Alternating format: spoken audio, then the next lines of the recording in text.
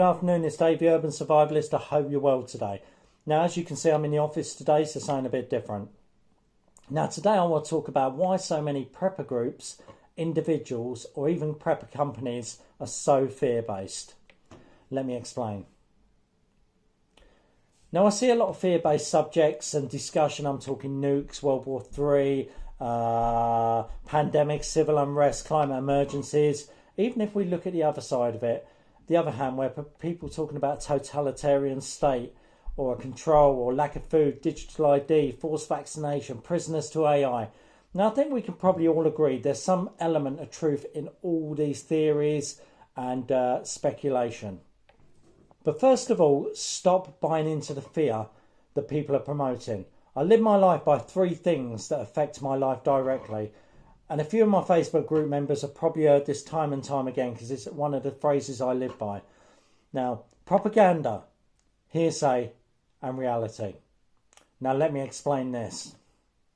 Okay, so now the first one is propaganda.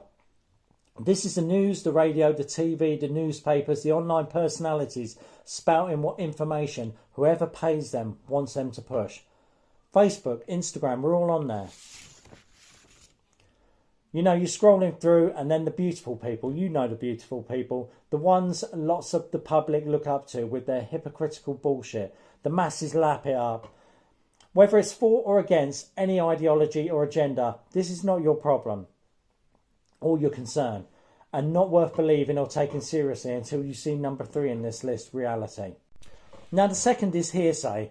Now, we saw this a lot during the COVID pandemic. You know, people, they all knew someone who were high up in the hospitals, saying they knew this and that, and the people high up in the military.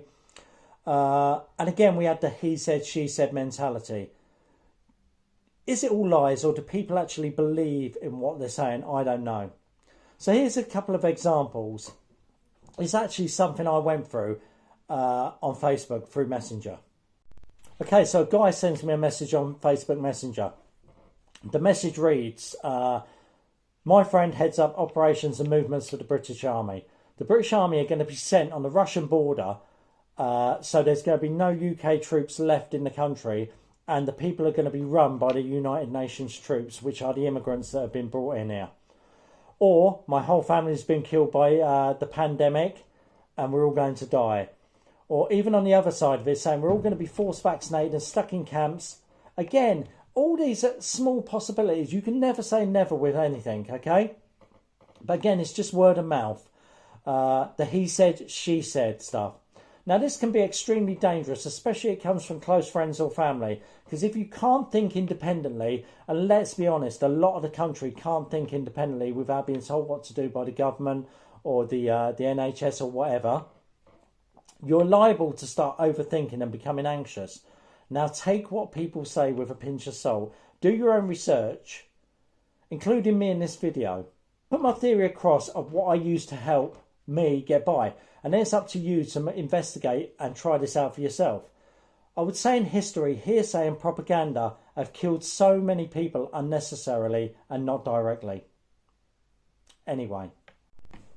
Okay, so the last one is number 3. This is what I call reality, and this is what I live in every day. It's reality, what I can touch, feel, see and do.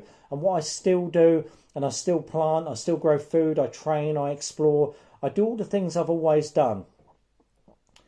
Now, I can't all of a sudden go like, I can't go to the allotment today because Putin's invaded the Ukraine, or Joe Biden's promoting all sorts of shit. It doesn't change my reality. Now, if Joe Biden was in my front yard promoting all sorts of shit, then that's different again.